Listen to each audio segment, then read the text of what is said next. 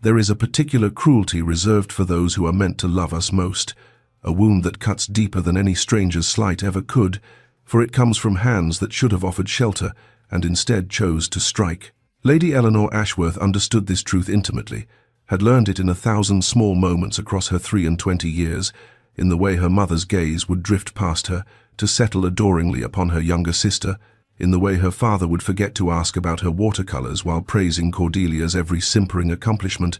in the way the world itself seemed to have decided, long before Eleanor had any say in the matter, that she was the shadow to her sister's light. She was not ugly. Precisely, her features were regular enough, her figure acceptable, her bearing graceful from years of careful cultivation.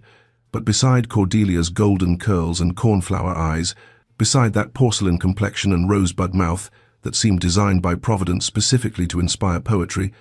Eleanor simply faded into the wallpaper of every room they shared. The Ashworth estate in Hertfordshire, Thornfield House, had once been grand,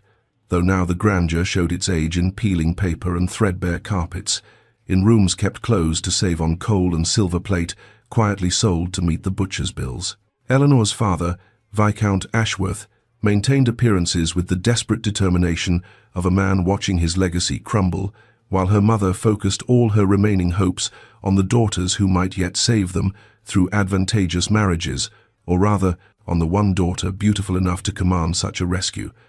Eleanor had made her peace with this, or so she told herself during the long, quiet hours she spent in the modest library that had become her sanctuary, losing herself in novels and histories and philosophical treatises that no one expected her to understand. Books never looked through her as though she were invisible, never compared her unfavorably to anyone, never made her feel that her worth as a person was somehow lessened by the arrangement of her features or the mouse-brown shade of her hair. She had her books, her correspondence with a former governess who had encouraged her mind, her small watercolors of the garden that no one but herself ever saw, and she had convinced herself that this was enough, that contentment could be built from such modest materials if one simply refused to want more. But even the most carefully constructed walls have their cracks, and Eleanor's had begun to fracture 6 months past, in a London ballroom filled with candlelight and music and the cruel laughter of those she had trusted, in a moment that had stripped away every comfortable lie she had told herself about not needing what she could not have, and had left her with nothing but the raw and bleeding truth of her own foolish heart. The wound had been inflicted on a spring evening 6 months past, in the glittering ballroom of Lady Pemberton's London townhouse, where Eleanor had allowed herself, for one brief and catastrophic season, to believe that perhaps she had been wrong about her place in the world. Lord Marcus Fairfax, Baron of Westmere, had sought her out at 3 successive gatherings, had asked her opinions on literature and politics, had laughed at her quiet wit and looked at her truly, looked at her as though she were worthy of being seen. He was handsome in that careless, golden way that seemed to come so easily to men of his station, all easy smiles and practiced charm, and Eleanor, starved as she was for any attention that did not come seasoned with pity or dismissal, had drunk in his regard like water in a desert. She had begun to dream, foolish creature that she was, of a future where someone had chosen her, had wanted her, had seen past the shadow she cast beside Cordelia to find something of value in the quieter sister. She had been standing behind a potted palm, having stepped away from the crush to catch her breath and calm her racing heart, before Marcus arrived for the dance he had requested, when she heard his voice drifting from the adjacent alcove, and Cordelia's tinkling laugh accompanying it like poisoned honey. "You cannot mean it," Cordelia had said, her tone dripping with the false modesty that fooled everyone except Eleanor. "You have been so very attentive to my sister these past weeks.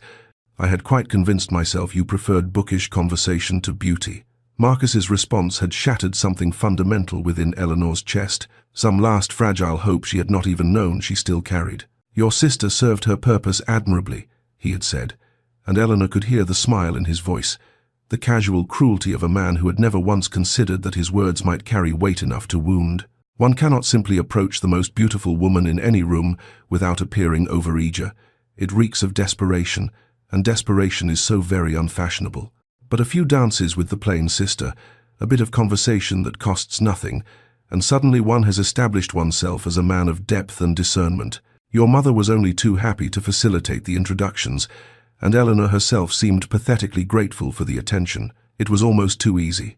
Cordelia's laugh had rung out like a bell, bright and sharp, and utterly devoid of sisterly feeling. Poor Eleanor, useful for introductions and nothing more. She actually believed you might court her. I saw it in her face, that ridiculous hope, as though any man would choose her when I was in the room. Eleanor had stood frozen behind that palm, her white-gloved hands pressed against her mouth to contain the sound of her breaking, while the two of them continued their flirtation mere feet away, building their future happiness upon the foundation of her humiliation. She had not cried, not then, not where anyone might see and confirm what they already believed about her, that she was pitiable, desperate, reaching above her station, even to dream. Instead, she had slipped away through a servant's corridor,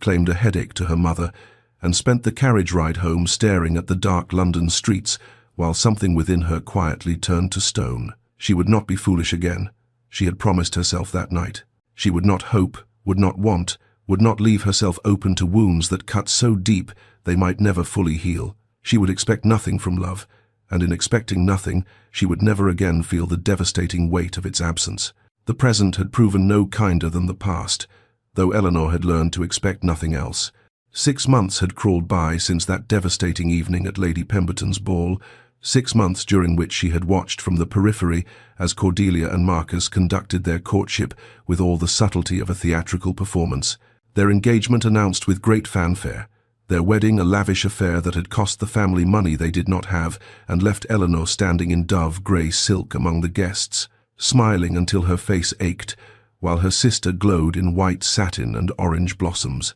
They had married, those two shallow souls so perfectly suited to one another,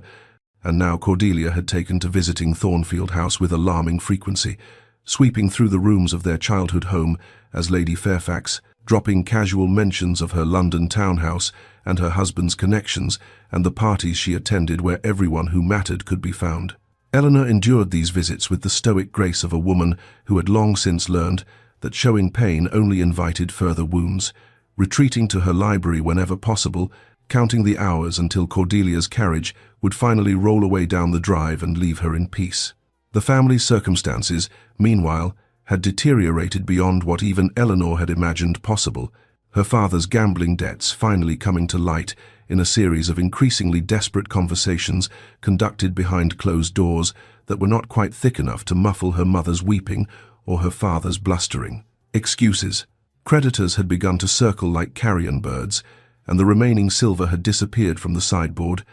and cook had been let go in favor of a single maid of all work who did her best but could not prevent the slow decay of a household running on nothing but pride and pretense. Eleanor had resigned herself to a future of genteel poverty, of perhaps seeking a position as a governess or companion once her parents were gone, of fading quietly into the margins of a world that had never had much use for her anyway. And then the letter had arrived, carried on a silver salver that had somehow escaped the creditor's notice, bearing a seal Eleanor did not recognize and containing an invitation that seemed to belong to someone else's life entirely. The Dowager Duchess of Ashworth, a distant relation on her mother's side so remote that Eleanor had never even heard the connection mentioned, requested the pleasure of their company in London for the remainder of the season, expressing a particular interest in becoming acquainted with the young ladies of the family. Eleanor's mother had nearly fainted with desperate hope,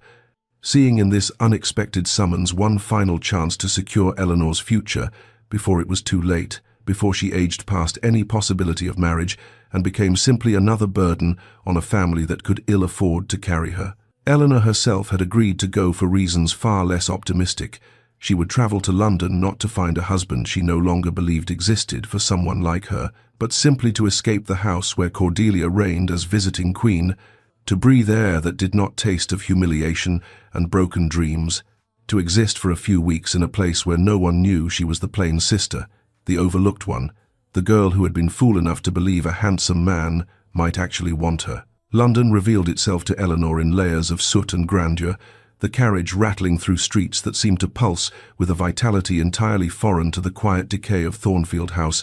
and she pressed her face to the window like a child, despite her mother's tutting about propriety and appearances,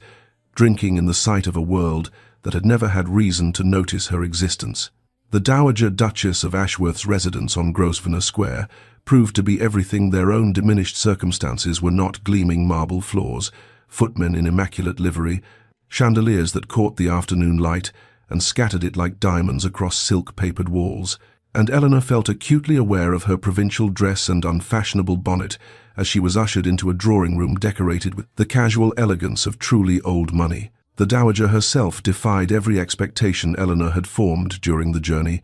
for rather than the frail and fussy elderly relation she had imagined, she found herself facing a woman of perhaps 70 years who possessed eyes sharp as cut glass and a tongue,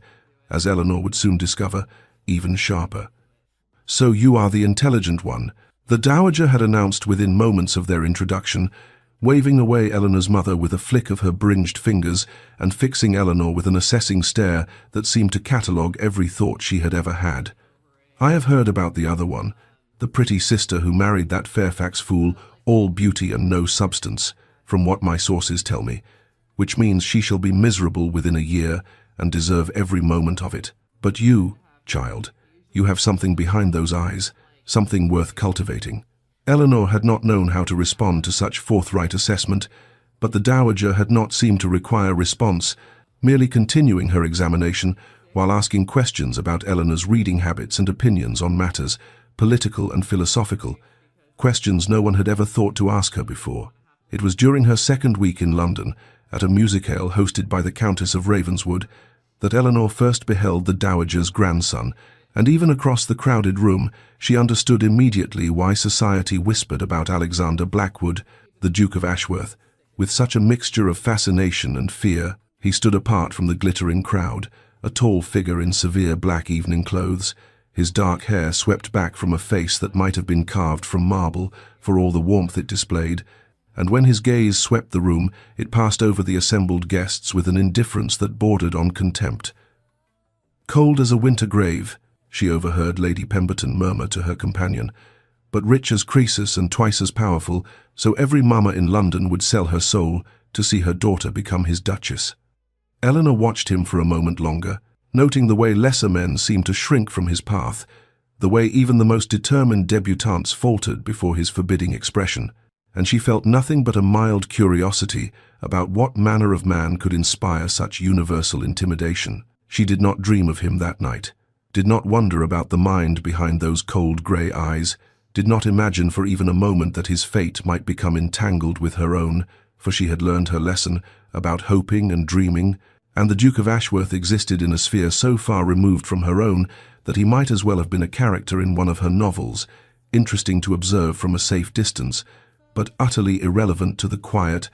diminished life she had accepted as her portion. The summons came on a Thursday afternoon, delivered by a footman in the Duke's livery, who presented Eleanor with a card requesting her presence in the dowager's private sitting-room at her earliest convenience, which was to say, immediately, and Eleanor had barely time to smooth her hair and pinch colour into her cheeks before she found herself standing before a door that seemed suddenly larger and more imposing than it had any right to be. The dowager was not alone,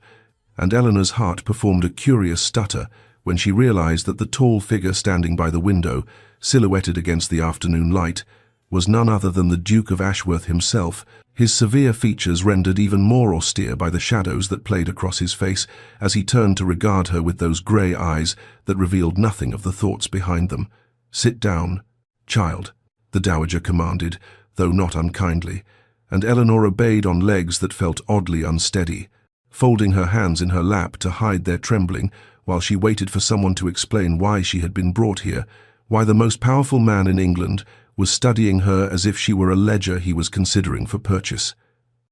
"My grandson has a proposal for you," the dowager continued, and something in her tone suggested she found the situation amusing. "And I shall leave you to discuss it privately, though I expect you to hear him out before you make any decisions." She departed in a rustle of silk and lavender perfume, and then Eleanor was alone with the Duke, the silence between them stretching taut as a bowstring, until he finally spoke in a voice that was deep and measured and entirely without warmth. "I shall be direct, Lady Eleanor, as I understand you to be a woman who appreciates honesty over flattery," he began, moving away from the window to stand before the fireplace, his hands clasped behind his back in the manner of a man delivering a report rather than a romantic declaration. I require a wife, not a decoration for my arm or a simpering miss who will expect protestations of undying devotion. I am neither inclined nor equipped to provide. I need a companion of good breeding and sensible disposition, someone who will manage my household with intelligence and grace, who will not bore me with vapid conversation or exhaust me with emotional demands. Eleanor listened in stunned silence as he continued, outlining the terms of what he clearly viewed as a business arrangement. She would have unlimited access to his fortune, freedom to pursue her intellectual interests, security for herself and her family, a position in society that would shield her from every petty cruelty she had ever endured. In exchange, she would bear his name, and eventually his heirs, would stand beside him at social functions, would be a duchess in truth and not merely in title. "I do not offer you love," he said finally, his eyes meeting hers with an intensity that belied the coolness of his words, "for I am not certain I possess the capacity for such sentiment, but I offer you respect and stability, and the freedom to live as you choose within the bounds of propriety. Take time to consider, if you require it." Eleanor did consider, though not for long, for what was there to deliberate when her heart had already proven itself a faithless guide, and her prospects consisted of genteel poverty or positions of servitude in other people's homes. She thought of Cordelia's mocking laughter, of Marcus's casual cruelty, of all the romantic dreams that had curdled into ash, and she recognized in this strange, cold man's offer something she had never expected, to find the chance to be valued for her mind rather than dismissed for her face, to be chosen deliberately rather than settled for reluctantly. "I accept," she heard herself say, and if her voice trembled slightly, neither of them acknowledged it. When she told her mother that evening, the woman wept with joy and relief, and her father clasped her hands with a gratitude that spoke volumes about just how desperate their circumstances had become, and Eleanor told herself that she had made a practical decision, a wise decision, that expecting nothing meant she could never again be disappointed. She did not allow herself to wonder why the Duke had chosen her, or what secrets might lurk behind those impenetrable grey eyes, for such wondering was the province of romantic fools, and Eleanor Ashworth had learned her lesson about romance. The news travelled with the swiftness that only truly delicious gossip can achieve, carried on the wings of whispered confidences and morning calls and hastily penned letters, and so it was that Cordelia descended upon the dowager's residence, a mere 3 days after the engagement was announced, her beautiful face arranged in an expression of sisterly concern that fooled no one who possessed eyes to see or wit to perceive. "Dearest Eleanor," she exclaimed, sweeping into the drawing-room in a confection of rose silk that perfectly complemented her golden curls, "I simply had to come the moment I heard the news, for I could scarcely believe it when Marcus told me you, engaged to the Duke of Ashworth, the very same man all of London has whispered about for years as utterly incapable of human warmth or feeling." She settled herself on the settee with the practiced grace of a woman who knew precisely how lovely she appeared, her eyes sweeping over Eleanor's modest morning dress with barely concealed contempt. "I suppose congratulations are in order, though I confess myself astonished that such a man would choose so unexpectedly. One wonders what could possibly have recommended you to his attention when he might have had any beauty in England."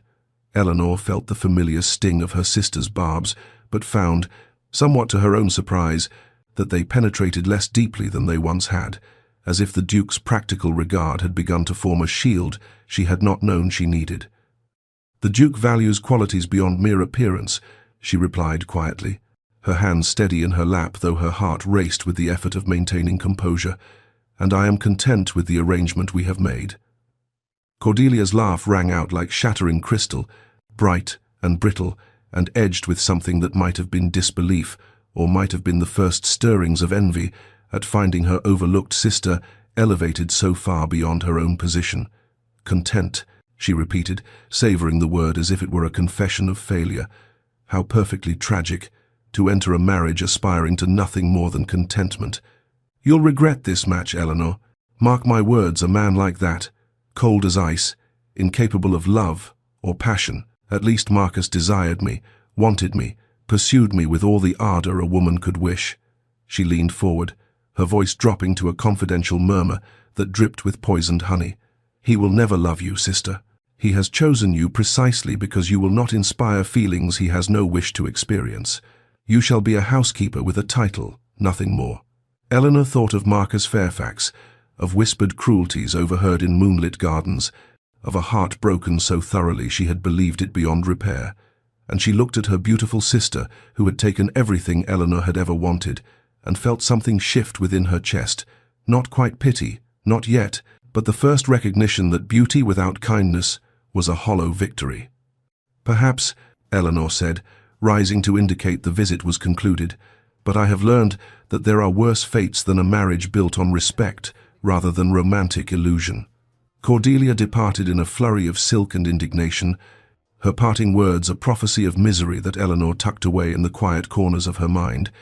and if she wondered in the darkness of her chamber that night whether her sister might be right, whether she was trading one form of loneliness for another, she reminded herself firmly that she had asked for nothing but security, and security was precisely what she would receive. The wedding took place on a morning in late spring, when the cathedral seemed to hold its breath in anticipation, sunlight streaming through ancient stained glass to cast patterns of ruby and gold across the stone floor where Eleanor stood in ivory silk, her hands trembling only slightly as she spoke, vows that would bind her to a man she barely knew, but had chosen to trust with her future. Alexander was resplendent in dark, formal attire, his expression as unreadable as ever, though Eleanor thought she detected something almost like uncertainty in the set of his shoulders. As he slid the ring upon her finger, a band of gold, set with sapphires that matched the necklace the dowager had pressed upon her that morning, with tears in her sharp old eyes. The ceremony passed in a blur of incense and organ music and faces she did not recognize, and then she was a duchess, her hand resting in the crook of her husband's arm as they processed down the aisle, past pews filled with the cream of English society, all of whom had come to witness the inexplicable match between the cold duke and the plain Ashworth girl. The wedding breakfast was elegant and interminable, and Eleanor smiled until her face ached. Accepted congratulations she suspected were more curious than sincere, and counted the hours until she might escape to whatever her new life would become. The carriage ride to Blackwood Manor took the better part of a day, during which Alexander sat across from her reading correspondence, while Eleanor watched the countryside transform from London's grey sprawl to rolling green hills, and finally to the vast parkland that announced the Duke's ancestral seat. The manor itself stole her breath, a magnificent edifice of honey-coloured stone that seemed to have grown from the very earth it commanded, its countless windows glinting in the fading light like watchful eyes. That first night, Eleanor had braced herself for the duty she knew marriage required, had steeled her nerves and her heart for an intimacy she did not feel ready to share, but Alexander had merely escorted her to a suite of rooms more luxurious than any she had ever imagined, and bid her good night at the door with a formality that bordered on gentleness. "There is no rush," he had said, his grey eyes meeting hers with something she could not quite decipher. "Take whatever time you need to feel at home here." In the weeks that followed, Eleanor discovered that Blackwood Manor was less a prison than she had feared, and more a sanctuary than she had dared hope, its vast library becoming her particular refuge, its manicured grounds offering endless paths for contemplation. Alexander remained a courteous stranger, joining her for dinner each evening, where their conversation touched upon books and estate matters, and nothing of consequence, yet Eleanor began to notice small kindnesses she could not quite attribute to coincidence. A vase of primroses appearing in her sitting room when she had mentioned missing the wildflowers of her childhood home, a volume of poetry she had admired in the library, finding its way to her bedside table, her favorite dishes appearing at meals, though she could not recall expressing her preferences aloud. The staff, initially wary of their new mistress, began to warm to her quiet kindness, and Mrs. Pemberton, the housekeeper, confided that the household had not felt so peaceful in years, though Eleanor could not imagine what storms might have preceded her arrival to make her unremarkable presence seem so welcome. It was on an afternoon in early summer that Eleanor first glimpsed the man her husband truly was, and the discovery came not through any grand revelation, but through the simple act of following a path she had not yet explored, one that wound through the eastern woods and emerged at the cluster of tenant cottages that bordered the estate's farmland. She had not intended to spy, had merely been walking off the restlessness that had begun to plague her in recent days, a restlessness she refused to examine too closely when she heard voices carrying through the open window of the nearest cottage and recognized, with a start of surprise, the deep tones of Alexander's voice speaking with a gentleness she had never heard him employ. Eleanor drew closer, concealing herself behind the thick trunk of an ancient oak, and watched through the cottage window as her husband knelt beside a small bed where a child of perhaps 6 years lay pale and listless, his mother hovering anxiously nearby. "The physician will return tomorrow," Alexander was saying, his hand resting with infinite care upon the boy's forehead. "And I have sent to London for the medicine he requires. It should arrive by evening. And you must not worry about the cost, for there is no cost. Only the hope that young Thomas here will be chasing rabbits through my gardens again by week's end and causing my groundskeeper to despair." The child managed a weak smile, and Alexander produced from his pocket a small wooden horse, carved with evident skill, which he pressed into the boy's thin fingers with a solemnity that suggested he was bestowing a knighthood rather than a toy. Eleanor felt something crack open within her chest, some wall she had not known she was still maintaining, as she watched this man whom society called cold and unfeeling sit with a sick tenant child, as if there were nowhere else in the world he needed to be. She slipped away before she could be discovered, but she could not slip away from the questions that now pursued her with relentless insistence. Who was this man she had married, and how had she so thoroughly misunderstood him? In the days that followed, Eleanor began to pay attention in ways she had not before, noting how the servants spoke of the Duke, not with the fearful deference she had observed in other great houses, but with genuine warmth and loyalty, how the tenants touched their caps with respect rather than anxiety when he rode past, how the elderly groundskeeper's cottage had been fitted with a new roof, though the man had never requested one. At dinner that evening, when Alexander inquired about the book, she was reading a volume of essays on natural philosophy that most men would have considered unsuitable for feminine consumption. She found herself sharing her thoughts with an openness that surprised her, and more surprising still was the way he listened, truly listened, his grey eyes focused upon her face with an intensity that made her feel, for the first time in her life, that her mind was worthy of attention. "You have a remarkable intellect," he said quietly when she had finished explaining her disagreement with one of the essayist's conclusions, and though there was nothing of flirtation in his tone, Eleanor felt warmth bloom across her cheeks and something fluttered dangerously in the region of her heart, something that felt perilously like the beginning of feelings she had sworn never to entertain again. The invitation came on a morning when summer had reached its full glory, the gardens of Blackwood Manor ablaze with roses, and the air thick with the scent of honeysuckle,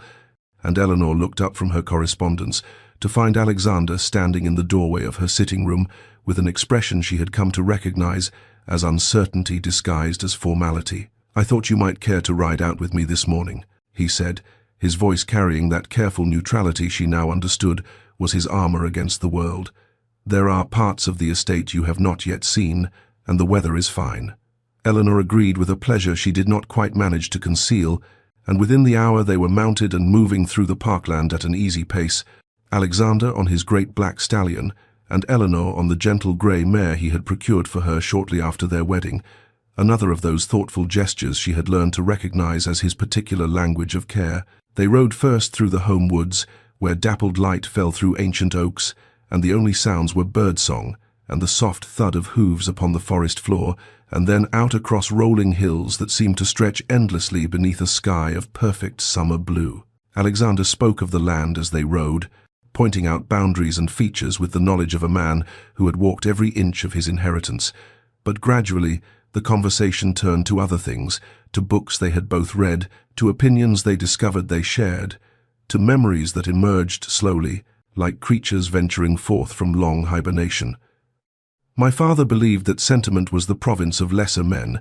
Alexander said at one point, his gaze fixed upon the distant horizon, his voice carrying an old pain that Eleanor recognized because she carried her own. "He considered any display of emotion to be weakness, and he was not gentle in teaching that lesson." Eleanor listened as he spoke of a childhood spent in magnificent rooms that held no warmth, of a mother who had died when he was 7, and whose memory his father had forbidden him to mention, of learning to build walls so thick and so high that eventually he forgot there had ever been anything behind them worth protecting. She shared her own stories in return, speaking cautiously at first, and then with growing trust of being the daughter who was never quite enough, of watching Cordelia receive the love and attention she had craved, of the humiliation that had taught her to expect nothing so that she might never be wounded by disappointment again. Their horses had slowed to a walk, moving side by side along a ridge that overlooked a valley of extraordinary beauty, and when Alexander reached across to adjust her reins, an unnecessary gesture, for Eleanor was a competent horsewoman, his gloved hand brushed against hers, and neither of them moved away, the contact holding for one breath and then two before the horses shifted and the moment passed. That evening, the Dowager Duchess joined them for dinner and watched the two of them with eyes that missed nothing, a small smile playing about her lips as she observed the way Alexander's gaze followed Eleanor across the room, the way Eleanor's cheeks flushed when their eyes met. "You have done well, my dear," the Dowager murmured to Eleanor as they withdrew after the meal, leaving Alexander to his port. "Better than you know, I suspect." Eleanor lay awake that night, reminding herself sternly that this was a practical arrangement, that she had accepted security and respect, and must not be foolish enough to hope for more. But her heart refused to listen, beating with a rhythm that felt dangerously like the beginning of something she had sworn she would never feel again. The journey to London marked a threshold, Eleanor felt, with every mile that passed beneath the carriage wheels, each turn of the road carrying her closer to a world that had once dismissed her and must now receive her as one of its most elevated members, and though she sat composed beside Alexander, her gloved hands folded neatly in her lap, her heart raced with an anxiety she could not entirely suppress. She would be judged, she knew, scrutinized by 1,000 critical eyes that would measure her against every diamond of the first water, every celebrated beauty, every woman who had ever set her cap at the elusive Duke of Ashworth and failed to capture his attention. The ton would wonder what he had seen in her, this plain, quiet creature who had languished on the shelf while her beautiful sister made a brilliant match, and Eleanor found herself bracing for the whispers, the raised eyebrows, the pitying glances that would suggest the Duke had made a peculiar choice indeed. They arrived at Ashworth House as twilight painted the London sky in shades of rose and gold, the magnificent townhouse rising before them like a monument to generations of wealth and power, and Eleanor felt suddenly small as footmen rushed to attend them, and the butler bowed with solemn deference to his master and new mistress. The days that followed were consumed with preparations, fittings with modistes, who treated her with a respect that still felt foreign, consultations about menus and guest lists, lessons in the particular protocols expected of a duchess, and through it all, Alexander remained a steady presence, appearing at odd moments to inquire after her comfort or to share some observation that made her smile despite her nervousness. It was on the evening before their first ball that he came to her sitting room, carrying a velvet case of such obvious significance that Eleanor's breath caught in her throat, and when he opened it to reveal a parure of sapphires set in gold necklace, earrings, bracelet, and tiara, each piece a masterwork of the jeweller's art, she could only stare in wordless astonishment at gems that seemed to hold captured starlight within their depths. "They match your eyes," Alexander said quietly, something uncertain flickering behind his customary reserve, "and I thought it fitting that society should see the treasure I have found, even if they lack the discernment to recognize its true worth without assistance." Eleanor felt tears prick at her eyes and blinked them back fiercely, unsure how to interpret this gesture, whether it was merely the expected generosity of a duke toward his duchess, or something more, something that made her heart ache with a hope she still feared to name. The ball itself was a glittering crush of London's finest, hundreds of candles blazing in crystal chandeliers, the scent of hothouse flowers mingling with expensive perfumes, music swelling from the orchestra as couples took to the floor in elegant formations. Eleanor felt the weight of every gaze as they entered, heard the whispers that rippled through the crowd like wind through wheat, but Alexander's hand remained warm and steady at the small of her back, guiding her forward with a quiet authority that seemed to dare anyone to question his choice. And for the first time in her life, Eleanor understood what it meant to feel truly protected. They had danced twice and were standing near the refreshment table when Eleanor saw them approaching through the crowd, Cordelia resplendent in rose silk that complemented her golden beauty, and Marcus at her side with that easy smile Eleanor had once foolishly believed was meant for her, and she felt her stomach clench with an old familiar dread even as she lifted her chin and arranged her features into an expression of polite welcome. "Eleanor, darling sister," Cordelia purred, her eyes sweeping over Eleanor's gown, the sapphires at her throat, with an assessment that was both hungry and dismissive.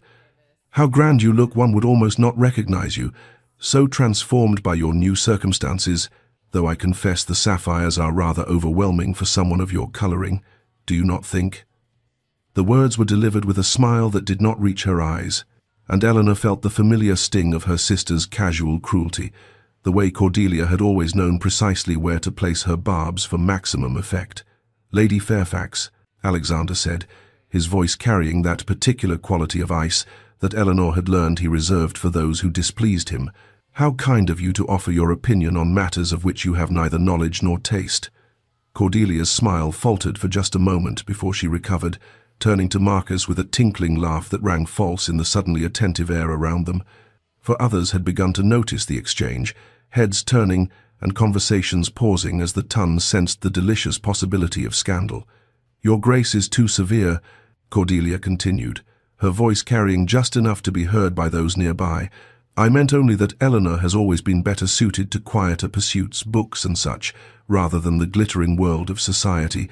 and one cannot help but wonder if she finds it all rather exhausting, pretending to belong in a sphere so far above her natural inclinations."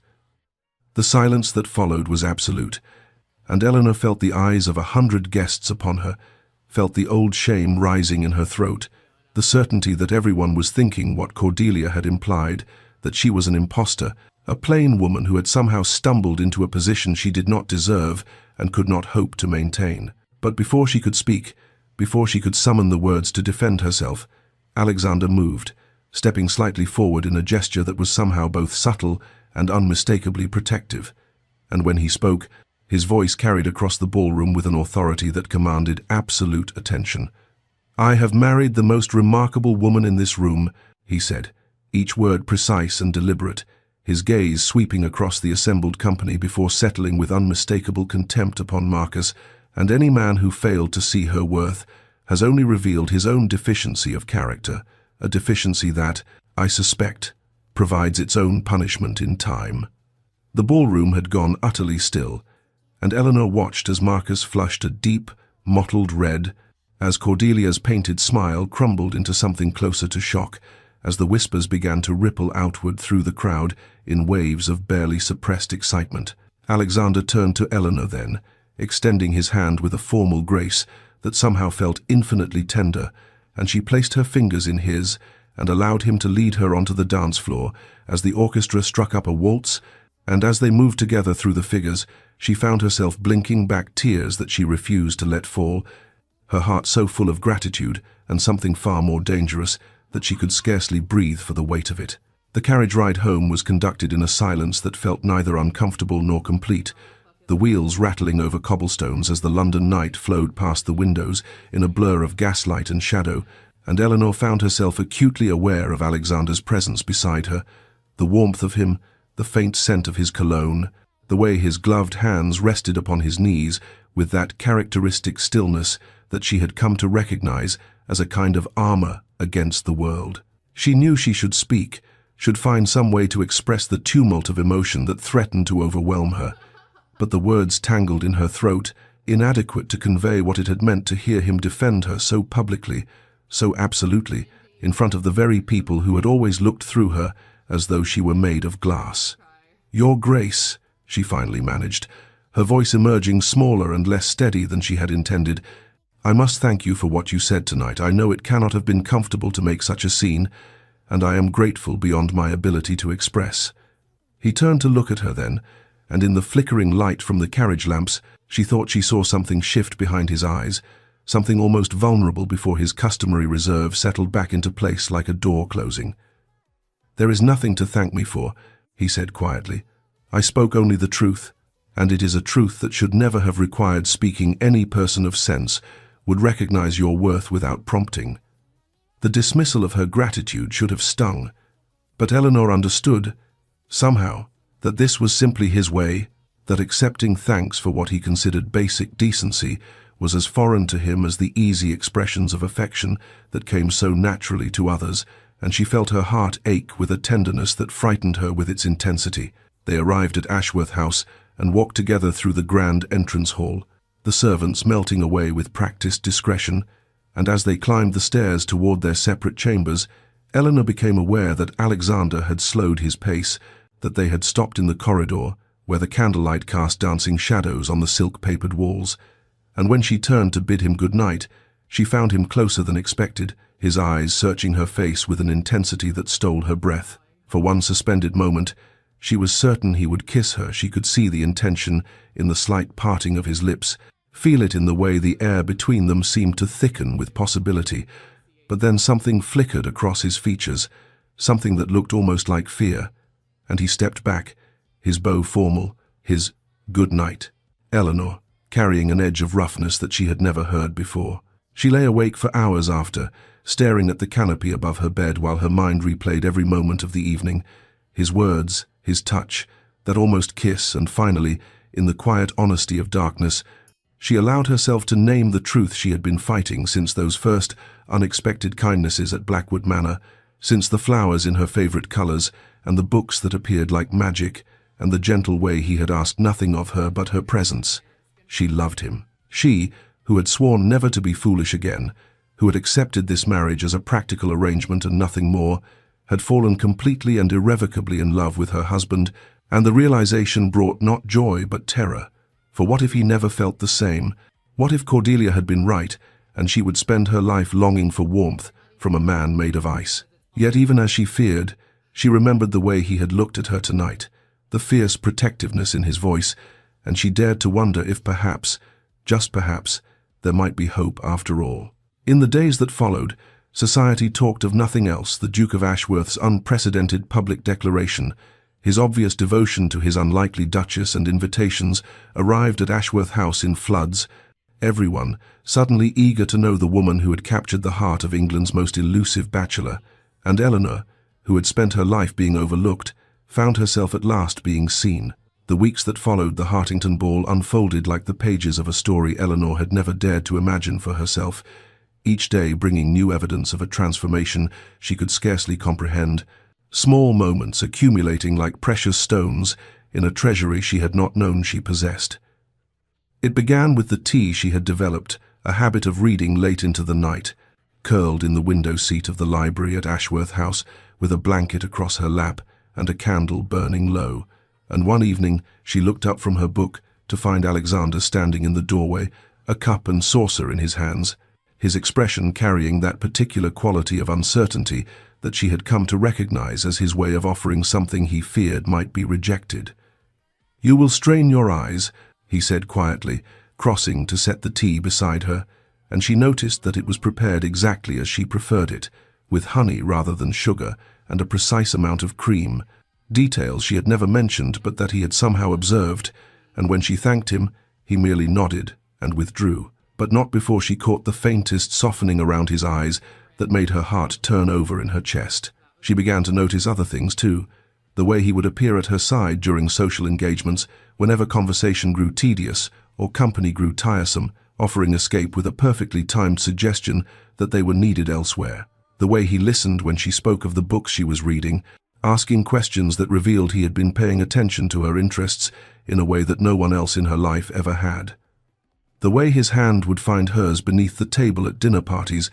a secret touch that sent warmth spreading through her entire being, while their faces revealed nothing to the watching world. One evening at Lady Pemberton's musicale, when the soprano had been particularly shrill, and the evening particularly long, Eleanor caught Alexander's eye across the room and saw her own thoughts, reflected their amusement, endurance, the shared understanding of two people who had somehow become conspirators in the performance of social obligation, and when she pressed her lips together to suppress a smile, she saw him do the same, and in that moment of silent communion she felt more intimately connected to another person than she had ever felt in her life. The dowager, who missed nothing, remarked upon it during a morning call, her sharp eyes gleaming with satisfaction as she observed them together in the drawing-room. "I have never seen my grandson smile so much," she declared,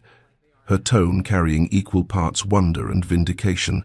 "and I have certainly never seen him seek out anyone's company the way he seeks out yours. You have accomplished what I had begun to fear. Impossible, my dear, and I find myself quite overcome with gratitude."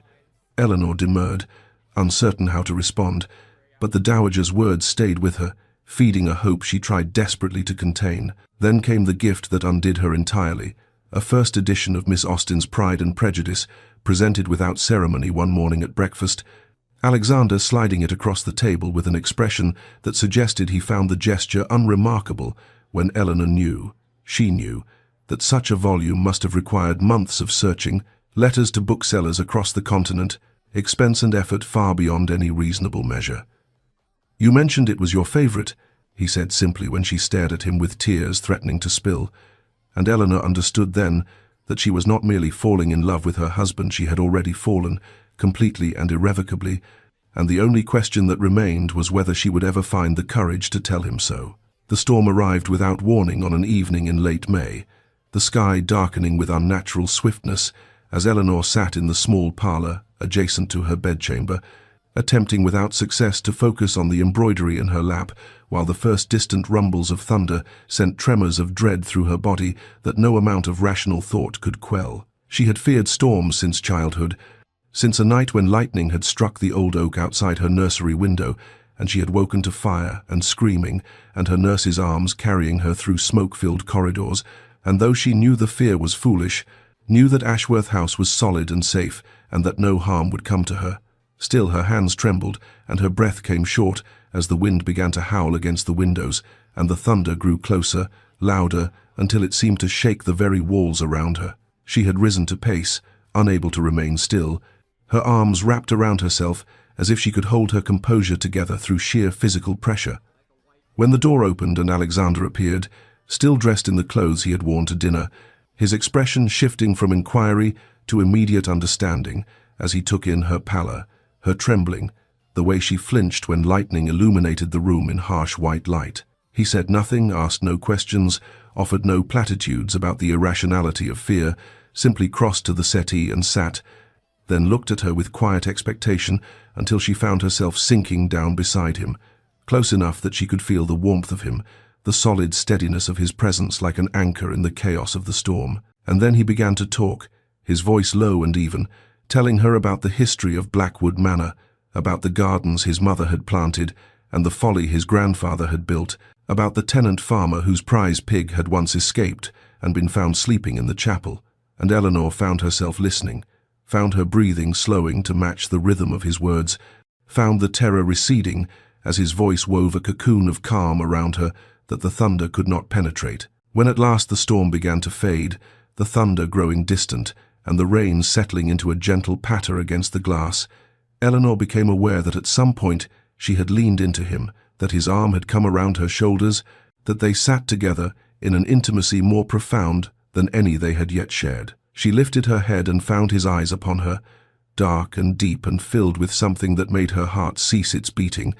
and slowly, so slowly, he raised his hand to touch her face, his fingers brushing her cheek with a tenderness that brought tears to her eyes, and then he withdrew, rising, his bow formal, even as something in his expression seemed to crack, and his "good night." Eleanor was rough with an emotion she could not name, as he left her alone with the dying storm and a certainty crystallizing in her mind. He was holding himself back, restraining something that longed to break free, and she would not rest until she understood why, until she had found a way through those final walls he maintained even now, even after everything, even when his eyes told her what his words would not. They returned to Blackwood Manor in early June, the London season having grown wearisome in its endless parade of social obligations, and Eleanor found herself breathing more freely as their carriage passed through the great iron gates, and the familiar vista of rolling parkland opened before them, green and peaceful and wonderfully removed from the exhausting performance of society. The days that followed settled into a rhythm of quiet contentment. Mornings spent in the library or walking the gardens, afternoons riding across the estate, evenings dining together with conversation that flowed more easily now, though still there remained between them that careful distance, that sense of words unspoken and truths held close. It was on such an evening, a week after their return, that Alexander suggested a walk in the gardens after dinner, his voice carrying an unusual hesitancy that made Eleanor's heart quicken with something she could not name. The moon hung full and luminous above them as they walked the gravel paths between the roses, their fragrance heavy in the warm night air, and Eleanor was acutely aware of Alexander beside her, of the measured pace of his steps, of the tension she could feel radiating from him, like heat from a banked fire. When they reached the stone bench beneath the ancient oak at the garden's heart, he stopped, and in the silver moonlight his face appeared younger somehow, stripped of its usual severity, vulnerable in a way she had never seen. "Eleanor," he said, and her name on his lips sounded almost like a prayer. "I must ask you something, and I find myself—" He paused, a muscle working in his jaw, and she waited, scarcely breathing, as he gathered himself and began again. "Are you content? In this marriage, in this life, have I given you what I promised? Security, respect, freedom to pursue your interests?" She answered carefully, speaking of gratitude, of comfort, of the unexpected kindness she had found in what she had expected to be merely a practical arrangement. But even as the words left her lips, she saw something shift in his expression, something that looked almost like pain, and he raised his hand to stop her. "I am not," his voice caught, and he looked away, toward the moonlit gardens, and when he spoke again, the words came haltingly, as if each one cost him dearly. "I was taught that emotion was weakness. My father believed it, practiced it, instilled it in me so thoroughly that I believed it too. Believed that to feel deeply was to be vulnerable, to be foolish, to invite the kind of pain my mother's death brought him. I proposed a practical arrangement because I did not believe myself capable of more." He turned to face her then, and Eleanor saw in his eyes something that stole the breath from her body. "I was wrong, Eleanor. I do not know how to speak of these things, do not know the pretty words that other men might offer, but you must know you have become everything to me. I love you. I love you in a way I did not believe possible, and I ask nothing in return, expect nothing, only that you know the truth of what you have awakened in me." And Eleanor, her eyes filling with tears that caught the moonlight as they spilled down her cheeks, reached for him at last, her hands finding his, her voice trembling as she confessed her own love, her fear of hoping, the joy that now flooded through her like sunlight breaking through clouds after an endless winter. And in that moonlit garden, beneath the ancient oak, two hearts that had learned to guard themselves finally, blessedly, found the courage to be open. The kiss, when it came, was everything Eleanor had never dared to dream tender at first, almost questioning, as if Alexander still could not quite believe she had given him permission to hope, and then deepening into something that stole her breath and set her heart racing as his arms came around her and drew her close against the solid warmth of his chest. And she realized that all those months of careful distance, of restrained courtesy, of longing glances quickly shuttered, had been building to this moment, this perfect shattering of every wall between them. When at last they broke apart, both trembling, Alexander rested his forehead against hers and whispered her name with a reverence that made tears spring fresh to her eyes, and then without a word he swept her into his arms as if she weighed nothing at all, and carried her through the moonlit garden, through the quiet corridors of Blackwood Manor, where only a few flickering candles lit their way, to the chamber they would now share, not as strangers bound by contract, but as husband and wife, in the truest, most sacred sense of the words. What passed between them that night was not the awkward fulfillment of duty Eleanor had once resigned herself to expect, but rather a revelation, his hands gentle and sure as they learned the landscape of her, his whispered words of love and wonder warming her skin wherever they fell, her own tentative touches growing bolder as she discovered the man beneath the Duke's austere exterior, passionate and tender and trembling with the force of emotions so long suppressed. They came together with a sweetness that transcended the merely physical, two souls recognizing in each other the home they had searched for all their lives. And when Eleanor cried out, it was from joy as much as pleasure, from the overwhelming rightness of being held by a man who saw her, truly saw her, and found her worthy of love. Afterward, they lay tangled together in the moonlight that streamed through the tall windows, her head upon his chest, where she could hear the steady rhythm of his heart, and they spoke in whispers of hopes and dreams and futures they would build together, of children who would know both strength and tenderness, of years stretching before them like an unwritten book, waiting to be filled with happiness, of the miracle that had brought them from a practical arrangement to this profound and unexpected love. When dawn crept golden through the curtains, Eleanor woke to find Alexander watching her with an expression of such naked adoration that she laughed aloud from pure joy. And he smiled, truly smiled, the expression transforming his severe features into something beautiful and drew her close for a kiss that promised this was only the beginning. They breakfasted together in her sitting room, feeding each other bites of toast and speaking of small pleasures as if they had been married in truth for years, and Eleanor understood at last what it meant to find home not in a place but in a person, to know with absolute certainty that whatever trials the future might bring, she would face them with this man beside her,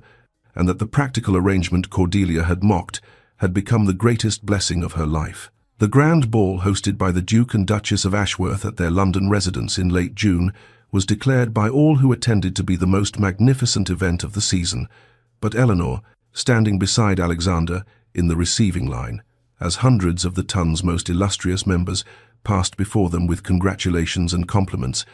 cared nothing for the elaborate flower arrangements imported from 3 countries or the orchestra brought specially from Vienna, or the champagne flowing like water through the glittering rooms. She cared only for the warmth of her husband's hand at the small of her back, for the way his eyes found hers across crowded conversations with a look that spoke of secrets shared and promises kept,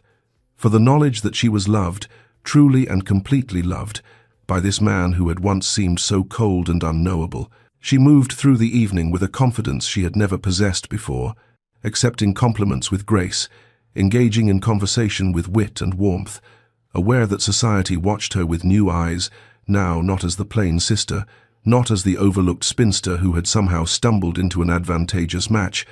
but as the Duchess of Ashworth, a woman who had captured the heart of a man many had believed possessed none. It was near midnight when Cordelia appeared at her elbow, resplendent in an elaborate gown that could not quite disguise the tightness around her mouth or the shadows beneath her eyes, and Eleanor felt something shift in her chest as she regarded her sister, not the old familiar sting of inadequacy, not even the satisfaction of vindication she might have expected, but rather a quiet, unexpected pity. Marcus's gambling had become the subject of much whispered speculation, their debts mounting, their marriage visibly strained. And Cordelia's beauty, which had always been her greatest currency, could not purchase the happiness that eluded her. "Quite the triumph, sister," Cordelia said, her voice carrying that familiar edge of false sweetness, "though I confess I still cannot fathom what the Duke sees in you, but then, men can be so peculiar in their tastes." And Eleanor, secure in the fortress of her husband's love, found she could smile genuinely, could respond with kindness, rather than the cutting retort that might once have been her only defense.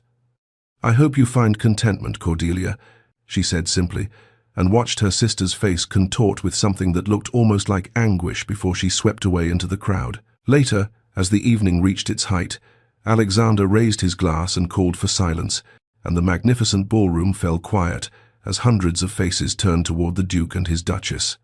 "I am not a man given to public declarations," he said, his deep voice carrying clearly through the hushed room,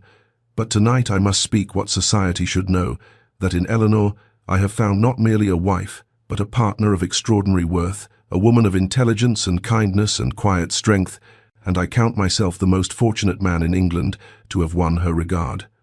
The applause that followed was thunderous, but Eleanor heard none of it, saw only Alexander's face as he turned to her, saw the love written there as clearly as words upon a page, and knew that she had found, in the most unexpected of arrangements, everything her heart had ever desired. 3 years had passed since that magical night in the moonlit garden when 2 guarded hearts had finally spoken their truth, and Blackwood Manor had transformed from a place of quiet formality into a home alive with warmth and laughter and the patter of small feet across ancient floors. Eleanor stood at the window of the morning room, her hand resting upon the gentle swell of her belly where their second child grew, watching as Alexander chased their son James across the manicured lawn, the stern Duke of Ashworth reduced to playful growls and exaggerated stumbles that sent the dark-haired toddler into peals of delighted giggles. How different he was now from the severe, unapproachable man society had whispered about. Though Eleanor knew the world still saw only glimpses of his warmth, he remained reserved in company, formal in his dealings, but here within the sanctuary of their family, he was transformed. A father who read stories in ridiculous voices and carried his son upon his shoulders and looked at Eleanor with an adoration that still made her breath catch after all this time. The Dowager Duchess had arrived that morning for her quarterly visit, and Eleanor could hear her sharp voice in the garden now, calling out encouragement to James, while simultaneously criticizing the gardener's handling of the rose beds, and she smiled at the old woman's particular brand of affection that expressed itself through imperious demands and thinly veiled pride. A letter had come from Eleanor's parents that week, full of gratitude they would never directly speak. Her father's debts had been quietly settled, the family estate restored to stability, all managed so discreetly by Alexander that society never knew the Viscount had been saved from ruin by his son-in-law's generosity. Her mother wrote of local news and parish gossip, but between the lines Eleanor read the peace of a woman no longer terrified of creditors and scandal, and she felt a rush of love for the husband who had done this without ever seeking acknowledgement or thanks. There was other news too. Carried on the whispers of society and confirmed by occasional letters from acquaintances, Cordelia's marriage had continued its slow collapse. Marcus's gambling now common knowledge, his mistress installed in a house on the other side of London, and Cordelia herself grown bitter and sharp, her famous beauty fading under the weight of disappointment. Eleanor thought of her sister, sometimes with something that had softened from pity into a distant, complicated sorrow. They had not spoken since that ball 3 years ago, and Eleanor found she did not miss the relationship they had never truly had, though she hoped, in some quiet corner of her heart, that Cordelia might one day find whatever it was she had been seeking in all the wrong places. Alexander appeared in the doorway now, James perched upon his hip, both of them flushed and grass-stained and grinning, and Eleanor opened her arms to receive them, her family, her heart, her home, thinking of the frightened, wounded woman she had been when she first arrived in London, expecting nothing more than security, and finding instead this abundance of love that filled every room of the great house and every chamber of her heart. The library at Blackwood Manor had always been Eleanor's sanctuary, the place where she had first begun to glimpse the man behind the Duke's forbidding facade. And it was here, on a quiet evening, with autumn beginning to paint the trees beyond the tall windows in shades of amber and gold, that she found Alexander waiting for her, a familiar warmth in his eyes as he set aside the papers he had been reviewing and opened his arms to welcome her into the space beside him on the worn leather sofa they had claimed as their own. James was sleeping upstairs, exhausted from a day of adventure with his grandmother, and the new baby a daughter, they hoped, though Eleanor would welcome another son with equal joy, fluttered gently beneath her heart as she settled against her husband's side, feeling the steady rhythm of his breathing, the solid comfort of his presence that had become as necessary to her as air itself. "Do you remember," she asked softly, "when you first brought me here, showed me this room, and told me I might consider it my own?" Alexander's hand found hers, his fingers intertwining with hers in that gesture that had become as natural as breathing. "I remember thinking you were the first person who looked at the books rather than calculating their value," he said, his voice carrying that hint of wry humor that only she was privileged to hear. "I remember hoping—" He paused, and Eleanor tilted her head to look up at him, seeing the flicker of something vulnerable cross his features. Even now, even after all they had shared. "What did you hope?" she pressed gently, and he was quiet for a long moment before answering. "I hoped you might one day look at me the way you looked at those books," he admitted, with interest, with curiosity, with the desire to know what lay within, rather than merely what the cover presented to the world. Eleanor felt tears prick at her eyes, thinking of the guarded man who had proposed a practical arrangement while secretly harboring such tender, terrified hopes. "Your secret," she said, understanding flooding through her. "The one Cordelia said I did not know. It was never coldness at all, was it? It was hope. It was the fear of hoping." Alexander drew her closer, pressing a kiss to her temple. "I had been taught that love was weakness, that wanting was foolishness. But from the moment I saw you, truly saw you, I wanted with a desperation that terrified me. I told myself I offered you a practical arrangement because I could not bear to offer my heart and have it refused. The children's laughter would fill these halls again tomorrow. The dowager would offer her sharp-tongued wisdom. The world would continue with its demands and delights. But in this moment, there was only the two of them. Only this love that had grown, not from dramatic passion, but from something steadier, something built choice by choice, kindness by kindness, until it had become the foundation upon which their entire world rested. Eleanor reached up to touch her husband's face, drawing him down for a kiss that held all the promise of their first and all the depth of their years together, and she understood at last that love, true love, Lasting love was not a lightning strike, but a hearth fire, carefully tended, endlessly warming, illuminating everything it touched with gentle, steady, irreplaceable light. The autumn afternoon unfolded in shades of burnished gold and deep amber,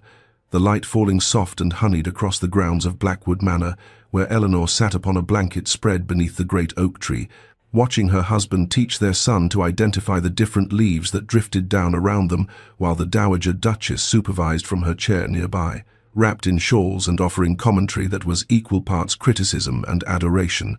This, Eleanor thought, as she rested her hands upon the swell, where their daughter, for the physician had confirmed it, just that morning grew strong and healthy. This was what happiness looked like when it was not the fleeting spark of infatuation, but the steady, sustaining flame of a life built with intention and care, and the daily choice to love, even when love required effort, required patience, required the surrender of pride and the embrace of vulnerability. She thought of the woman she had been 4 years ago, standing in her father's modest drawing room with her heart freshly shattered,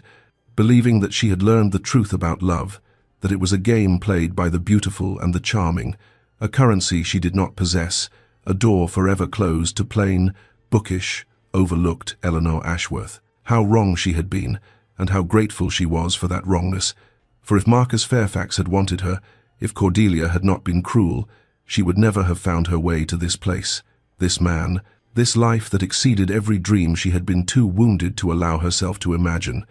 The greatest loves, she understood now, often began not with thunderbolts and racing pulses, but with respect, with kindness, with the willingness to see beyond surfaces, to the tender, frightened hearts that beat beneath even the most forbidding exteriors. Worth was not measured by the shallow judgments of ballrooms and drawing rooms, not determined by the set of one's features or the brightness of one's smile, but revealed through constancy, through compassion, through the 1,000 small choices that built a marriage into a fortress of mutual devotion. Alexander looked up then, catching her eye across the lawn, and the smile that transformed his severe features was a gift she would never tire of receiving, a secret shared between them, even in company, a promise renewed with every glance. He rose and came to her, settling beside her on the blanket, while James continued his leaf collection under his great-grandmother's watchful eye, and he took Eleanor's hand in his, pressing a kiss to her palm in that gesture that had become their private language of love. They sat together in comfortable silence, watching the light change across the land that would one day belong to their children and their children's children. And Eleanor felt a gratitude so profound it bordered on reverence for the path that had brought her here, through pain into joy, through resignation into passion, through a practical arrangement into the greatest love story she had ever known. Thank you, dear reader, for walking this path alongside Eleanor, for believing in the quiet magic of love that grows rather than simply strikes, for understanding that the happiest endings are not those that blaze brightest, but those that burn longest, warming all who gather near. May you find, or perhaps recognize already in your own life, the steady, transformative love that builds rather than merely ignites, that deepens with years rather than fading, that sees your truest self and chooses you, always, with intention and devotion and joy. Eleanor and Alexander walked on together through the golden afternoon, her hand in his, their children's laughter rising like music behind them, both knowing with perfect certainty that they held, in each other, everything that mattered.